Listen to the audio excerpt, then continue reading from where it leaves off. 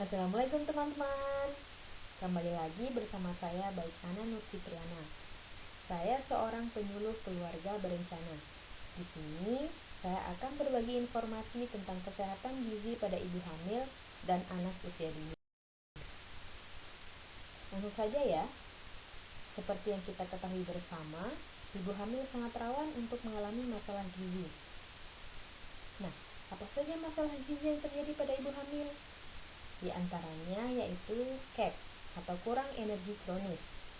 SCAC adalah masalah gizi pada ibu hamil karena adanya kekurangan asupan makanan bergizi dalam waktu yang cukup lama. Kemudian ada anemia. Anemia ini adalah kondisi saat tubuh kekurangan sel darah merah.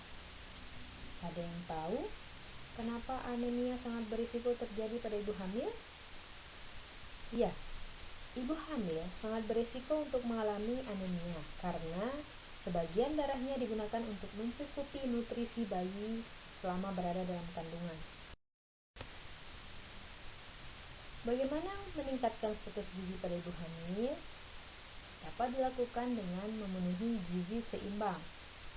Gizi seimbang sendiri adalah susunan pangan sehari-hari yang mengandung zat gizi dalam jenis dan jumlah yang sesuai dengan kebutuhan tubuh. Harus memperhatikan yang pertama, prinsip keanekaragaman pangan, kemudian aktivitas fisik, perilaku hidup bersih, serta pemantauan berat badan yang harus dilakukan secara teratur. Kesehatan ibu dan janin dapat optimal apabila dilakukan pemenuhan gizi seimbang pada 1000 HPK. Ada yang sudah mendengar 1000 HPK? Atau ada yang sudah tahu apa itu 1000 HPK? 1000 hari pertama kehidupan adalah masa sejak anak di dalam kandungan hingga seorang anak berusia 2 tahun.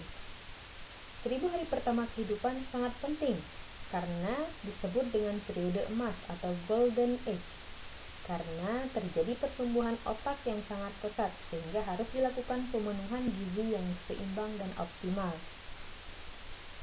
Untuk memenuhi gizi seimbang dapat dilakukan pada bayi dalam kandungan, usia 0-6 bulan, dan usia 6-24 bulan.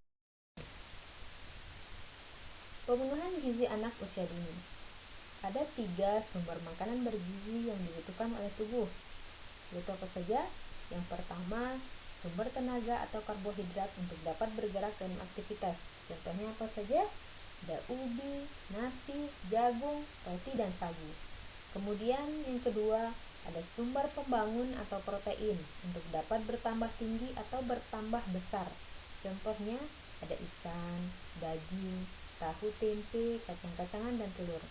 Kemudian yang terakhir, sumber pengatur atau vitamin dan mineral yang berguna untuk menjaga tubuh berfungsi secara baik dan teratur. Ada sayuran dan buah-buahan. Kita beralih ke inisiasi menyusui dini. Ada yang sudah tahu apa itu inisiasi menyusui dini? Ya, IMD atau inisiasi menyusui dini adalah meletakkan bayi di perut dada ibu segera setelah melahirkan, agar bayi berusaha untuk menyusui.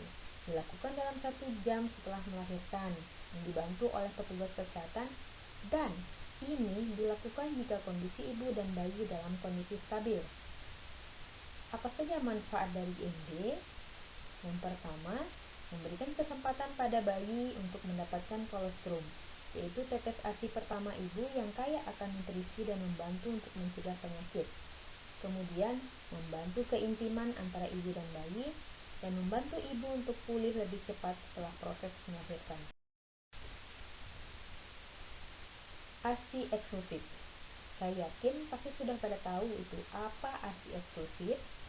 ASI eksklusif adalah pemberian ASI saja tanpa makanan dan minuman lain kepada bayi dari baru lahir hingga usia 6 bulan. Manfaatnya di sini memiliki daya tahan tubuh terhadap penyakit yang lebih tinggi dibandingkan dengan anak yang mendapat makanan selain ASI. Kemudian, pastinya lebih hemat karena tidak perlu dibeli. Bagaimana cara untuk memperkenalkan IMD ASI kepada anak? Yang pertama, kita harus memastikan dulu kondisi anak sudah siap untuk makan. Di sini ada beberapa cara untuk memperkenalkan inti ASI. Yang pertama, biarkan anak belajar memasukkan makanan ke dalam mulutnya. Kemudian, selalu dampingi anak saat makan. Jika makanan habis, berikan pujian kepada anak. Jangan memaksakan anak untuk makan. Makanan yang diberikan kepada anak harus bersih dan bergizi. Ini yang harus kita perhatikan. Kemudian, anak tidak dalam kondisi bad mood. Makanan bergizi pada anak usia dini harus diberikan sesuai dengan usia dan kebutuhan. Dari lahir sampai usia 6 bulan ASI saja. Dari 6 sampai 11 bulan tetap diberikan ASI dan tambahan inti ASI dengan bentuk dan porsi sesuai. Nah, hal ini harus benar-benar kita perhatikan teman-teman. Usia 1 sampai 2 tahun tetap kita berikan ASI dan mulai berikan makanan seperti anggota keluarga dewasa lainnya sebagai 3 sampai 4 kali dengan selingan makanan. Usia 2 tahun ke atas makan makanan seperti anggota keluarga lainnya. Nah, apa saja sih manfaat dari gizi seimbang? Yang pertama, terhindar dari obesitas. Kemudian, mencegah stunting, tumbuh sehat dan cerdas, fungsi anggota tubuh berfungsi dengan baik. Kita beralih ke pola hidup bersih dan sehat. PHBS adalah semua perilaku kesehatan yang dilakukan karena kesadaran pribadi, sehingga keluarga dan seluruh anggotanya mampu menolong diri sendiri pada bidang kesehatan serta memiliki peran aktif dalam aktivitas masyarakat. PHBS dapat dilakukan di mana saja. Dapat dilakukan dalam rumah tangga, di sekolah, tempat kerja, maupun tempat umum. Penerapannya yaitu menerapkan kebiasaan untuk mencuci tangan, menjaga kebersihan diri dan tubuh, menjaga kebersihan mulut, gigi, kuku, dan rambut, olahraga secara teratur, dan menjaga kebersihan ruangan. Apa saja pola hidup bersih dan sehat yang kita lakukan pada anak? Yang pertama, menjaga kebersihan anak, kemudian perawatan gigi anak pada usia dini, dan tentunya menjaga kebersihan lingkungan. Terima kasih. Hanya itu saja yang bisa saya bagi informasinya. Assalamualaikum warahmatullahi wabarakatuh.